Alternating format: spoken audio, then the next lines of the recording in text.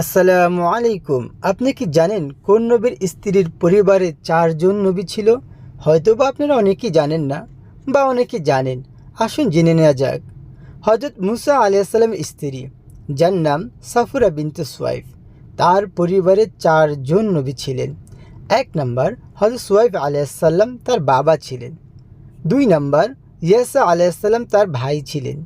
3 number হযরত ইলিয়াসা আলাইহিস সালাম বা অন্য বর্ণনায় নবী শিমুল আলাইহিস সালাম, তার ছেলে ছিলেন। 4 নাম্বার হযরত মুসা আলাইহিস সালাম, তার স্বামী ছিলেন। এই 4 জনই নবী ছিলেন। আর একটু ব্যাখ্যা করে বলা যাক যাতে সহজে বুঝে আসে। হযরত সুয়াইফ আলাইহিস সালাম ছিলেন মুসা আলাইহিস সালামের শ্বশুর। তিনি ছিলেন মাদায়েনবাসীদের নবী। ইয়াসা আলাইহিস সালাম বা অন্য নাম ছিল সুয়াইফ আলাইহিস সালাম এর পুত্র এবং মুসা আলাইহিস সালামের শ্যালক ছিলেন। হযরত ইলিয়াসা আলাইহিস সালাম ছেলে ছিলেন।